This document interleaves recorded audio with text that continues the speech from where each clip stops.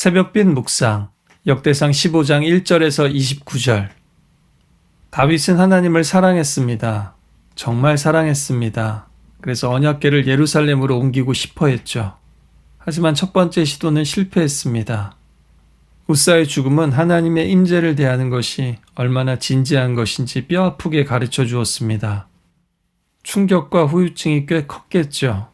하지만 다윗은 다시 시작합니다. 다시 준비합니다. 철저하게 조심스럽게 그러나 기쁘고 담대하게 준비합니다. 이번엔 달랐습니다. 먼저 신중하게 하나님의 율법을 펼쳐봅니다. 모세를 통해 주신 말씀처럼 레위인만이 언약궤를 운반할 수 있다는 것을 확인하고 레위인들을 모읍니다. 제사장 사독과 아비아달도 부릅니다. 지난번에는 우리가 하나님의 규례대로 하지 않았다. 이번에 너희와 너희 형제는 몸을 성결하게 하고 내가 마련한 곳으로 언약궤를 올려라. 이제 다윗은 압니다. 하나님의 그 거룩함의 무게를 그리고 그분을 모시는 일이 그저 잔치만은 아니라는 사실을 말입니다. 레위인이 스스로 성결하게 했다는 표현은 중요합니다. 거룩은 단순히 의식적인 순결만이 아니라 하나님의 속성과 반대되는 것으로부터 구별하는 의지를 말합니다. 마치 원자로를 다룰 때 몇 중의 안전장치가 필요하듯이 하나님의 임재를 모시는 일에는 경외와 질서, 정결함이 필요합니다.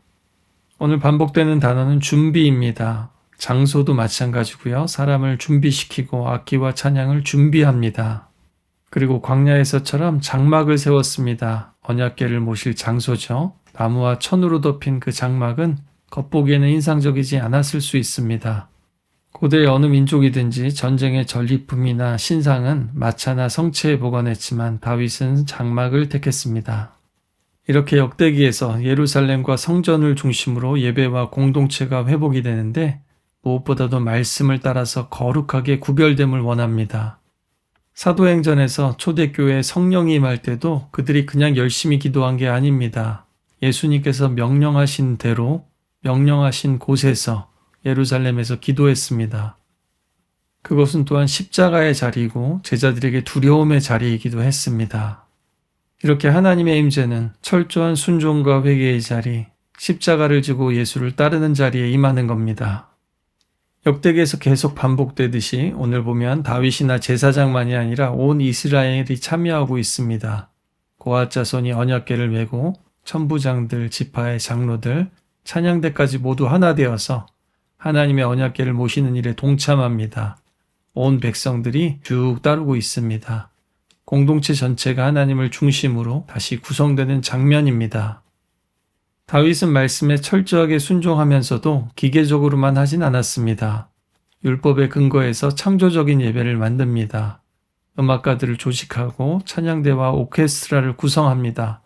수금, 비파, 재금 등 다양한 악기, 다양한 역할, 그리고 그들을 이끌 지도자들이 있었습니다. 이것은 단지 율법을 지키고 제의를 지키는 것만이 아니라 하나님을 향한 기쁨의 분출이었습니다.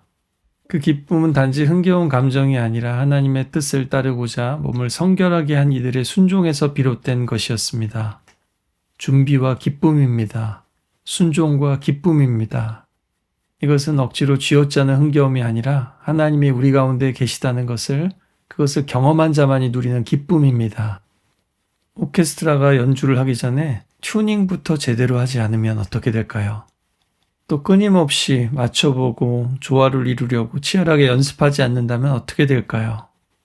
오케스트라가 이렇게 튜닝된 악기로 또 준비되고 훈련된 자들이 또 숨소리를 죽일 정도로 집중하면서 연주되는 거기서 나오는 감동과 기쁨이 크듯이 바로 예배도 그런 겁니다. 예배는 조율입니다. 무너졌던 질서를 다시 맞추는 거죠. 흐트러졌던 마음도 세상을 향한 시선도 둔해진 감각도 하나님을 향해서 다시 돌려놓는 겁니다. 우리 마음의 방향, 삶의 방향을 다시 하나님께로 맞추는 거룩한 조율입니다. 예배는 단지 노래와 말씀과 기도가 있는 순서표가 아닙니다. 그것은 하나님의 집을 짓는 일입니다. 그리고 그 집은 아무 돌이나 쌓아 만든 것이 아니라 말씀과 기도와 공동체 안에서의 교제와 삶의 연단을 통해서 함께 지어져 가는 것입니다. 그렇다면 오늘 우리의 예배도 그렇게 지어져 가야 되지 않을까요? 형식은 필요합니다. 하지만 형식은 생명을 담는 그릇이어야지 생명을 누르는 틀이 되어서는 안 되겠습니다. 기쁨은 중요합니다. 하지만 그것은 하나님의 임재 가운데 솟아나오는 기쁨이어야 합니다. 음악도 필요합니다. 하지만 그 음악은 우리의 감정을 고양시키는 수단이 아니라 하나님께로 향하는 우리의 소리와 몸짓이어야 합니다. 오늘 이야기의 마지막 장면에는 또 한 사람이 나옵니다. 사울의 딸이자 다윗의 아내인 미갈입니다. 그녀는 창문 뒤에서 내려다봅니다. 모두가 기쁨에 들떠서 예배하고 있을 때 그녀는 조롱합니다. 사무엘서보다 압축된 설명을 하고 있는데 춤추는 다윗을 보면서 조롱합니다. 경박하다고 생각합니다. 그녀의 모습은 사울의 모습이고 또한 사울 가문의 모습이기도 합니다. 사울은 자신의 체면은, 왕의 품격은 그렇게 끝까지 챙기면서도 하나님의 말씀은 무시하면서 하나님의 품격은 무시했습니다. 선지자의 품격도 무시했습니다. 사울이 왕일 때도 다윗이 왕일 때도 또 그 시대처럼 이 시대에도 여전히 하나님의 뜻을 이해하지 못하는 또 조롱하는 사람들도 있을 수 있습니다. 그렇습니다. 예배는 사람들 눈에 띕니다. 때로는 지나쳐 보입니다.